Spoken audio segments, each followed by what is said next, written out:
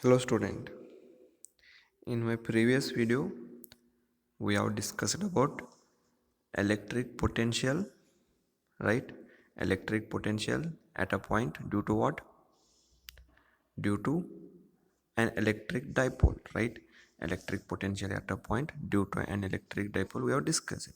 I hope you all understand it, right? And today we'll start with electric potential energy. We'll start with the electric potential energy. So electric potential energy is something like a gravitational potential energy only. So only difference is in gravitational, what will happen? It will exert only attraction force between two bodies, right? In gravitation, there will be only attraction force between two bodies or two particle, anything in the universe. But in electric potential or electric field or electrostatic force, there exists both attraction as well as repulsion force, and this is based on the nature of the body. Nature of the body in the sense their charges. If those if two bodies having positive charges, then what will happen? Which force will generate? Repulsion force.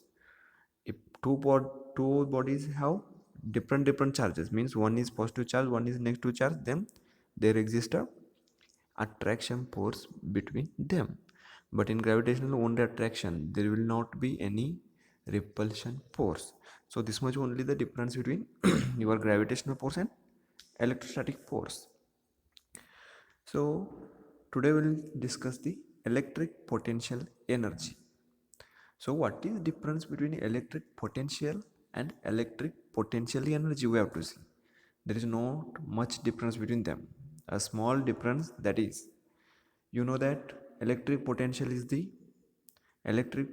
at any point is the work done in bringing unit positive charge from infinity to that point.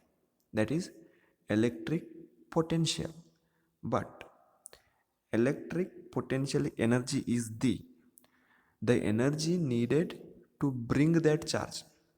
To bring that charge from infinity to that point, some energy is needed to that charge, right? Charge must have some energy to move from infinity to that point. That energy is called as electric potential energy. Understood? See once again, electric potential at a point is the work done in bringing unit positive charge from infinity to that point, right? Total work done is the electric potential, but energy needed to that charge to move from infinity to that point is the electric potential energy. Clear? Electric potential energy is the energy needed to a charge to move from infinity to that point. It is electric potential energy. So next we'll see an expression for or equation for electric potential energy of a system of two charges. System of a two charges, right? In this system of two charges, how much electric potential energy is there, we have to see, right? To calculate that electric potential energy, we have to consider two charges because it is system of two charges, right? So consider two charges q1 and q2 with position vector r1 and r2. R1 is the position vector of your q1 and r2 is the position vector of your q2. Now we have to calculate the total work done in constructing this configuration, or in this, to construct this system, how much work we have required, how much work we have need, that work we have to calculate. If you calculated that total work, and that work must be equal to the electric potential energy. So our aim is what here? We have to calculate the total work done to construct this figure, right? To construct this system of two charges, how much work we have needed, that much work we have to calculate, and that work must be equal to electric potential here, right? So let us see how to calculate this total work done. Now imagine this space is empty. In the beginning, this full space is empty. There is no charge here. If there will not be any charge, then what will happen? This space is free from electric field, right? There will not be any electric field in this box, white box, this box. In this box, there will not be any electric field if there is no charges, right? Now consider in the beginning there is no charge, right? We have to construct this structure now. No, that's why I have to consider a empty box now. This is empty box. There is no charge. Imagine there is no charge. Now bring first charge. Bring this charge Q1 from infinity to this point. Call this point as a if you want, right? This position is the A. Now bring the charge Q1 from infinity to a point A. See, at this point A, if you bring Q1 from infinity to point A, there must be some work done, right? Force will be there, and from infinity to this point, displacement will be there.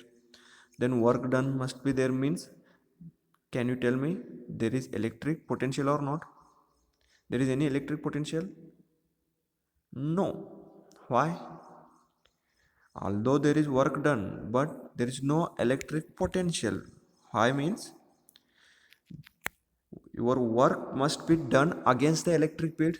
If you want to call this work done as a electric potential, then your work must be done against the electric field. According to definition, you can see your my first video. There I explained clearly what exactly electric potential is, right?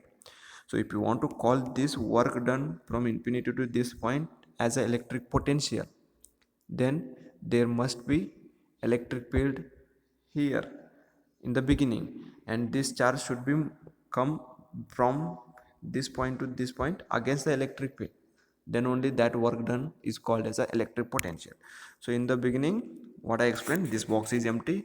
You are bringing Q from here to here, infinity to here, Q1. So work done to bring this charge from here to here is a 0. Work done against the electric field is 0. Although your normal work done will be there, but work done against the electric field is 0. See here, W1 is 0, I said, right?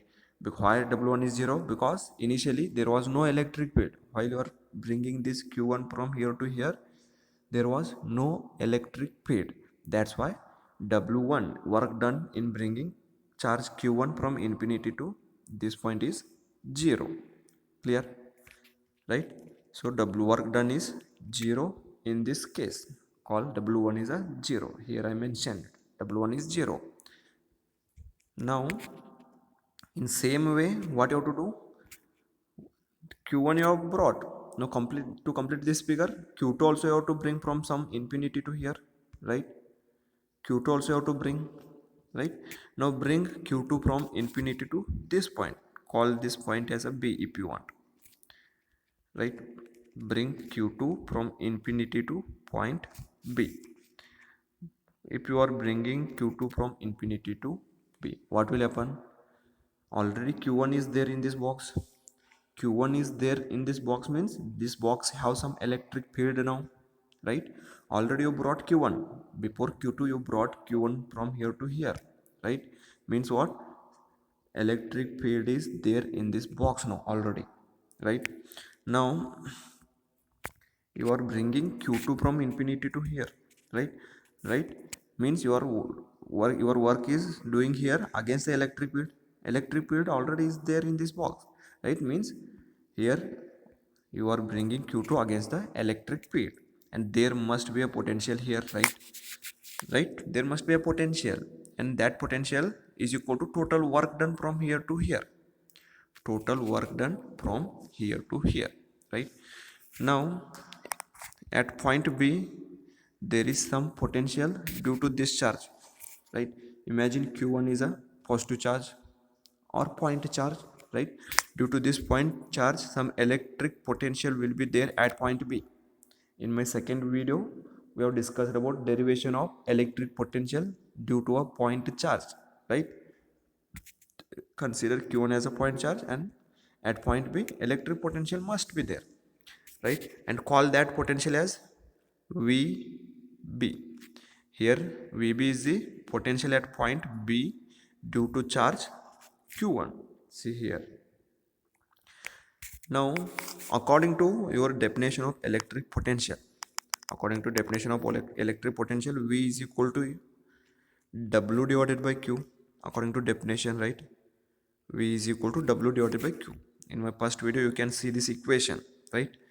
According to definition, electric potential is V is equal to W divided by Q. From this equation, W is equal to, transfer this Q this side, W is equal to V into Q, right? If you want to calculate work done at this point, you have to multiply potential at this point with a charge Q2, right? So work done to bring Q2 from infinity to point P, call that work done is W.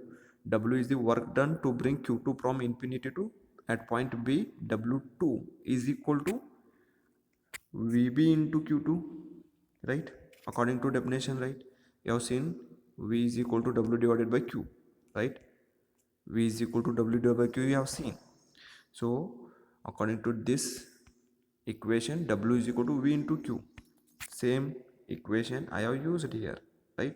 So W is equal to VB into Q2, right? What is VB?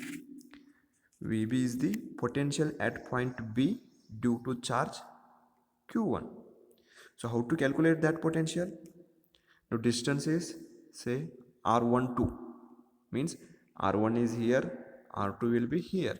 So call that distance as R12, R from 1 to 2, you can say. So to calculate this VB, you have to consider electric potential due to point charge. If you have any confusion with this equation, go back and watch my second video, you will understand, right? So at this point B, electric potential due to this charge Q is 1 divided by 4 pi epsilon naught Q1 divided by distance R12, right? So it is the value of V2. So call this equation as a 2 and this equation as a 1. So now if you substitute equation 2 in equation 1, what you will get? You will get some equation for W2. Now substitute equation 2 in equation 1. You will get this much. W is equal to 1 divided by 4 pi epsilon naught Q divided by R12 is the value of VB. So your W2 is VB into Q2. So into Q2 will come here, right? So W2 is equal to 1 divided by 4 pi epsilon naught Q1 Q2 divided by R12. It is the total value of W2. So what is your aim to calculate W1 and W2? You was wanted to calculate total work done to construct this system, right? Total work done to construct this system, in the sense this box was empty in the beginning. First you brought Q1 from somewhere in the sense from infinity, and you have calculated work done, that is W1. You got this value, right? See this value, how much? It is 0. And afterwards you brought again Q2 from somewhere from infinity, right? And you have calculated the value W2. Now if you add those two work, W1 and W2, you will get total work done to construct this system. So total work done will be equal to what? Will be equal to potential energy. Now see, total work done is equal to electric potential energy. See, electric potential energy of this system is equal to total work done. So electric potential energy is represented by letter capital U, right? So capital U is equal to W1 plus W2, right? Substitute the value of W1, it is 0, and substitute the value of W2. You will get final equation of electric potential energy of a system having two charges. So that is U is equal to 1 divided by 4 pi epsilon naught Q1 Q2 divided by R12. So it is the electric potential energy due to a point charge. So in my next video, we'll discuss about electric potential energy of a system having 3 charges. Today I discussed about 2 charges, and next video we'll discuss about 3 charges. So go through this video carefully, and we'll see you in next video. Thank you.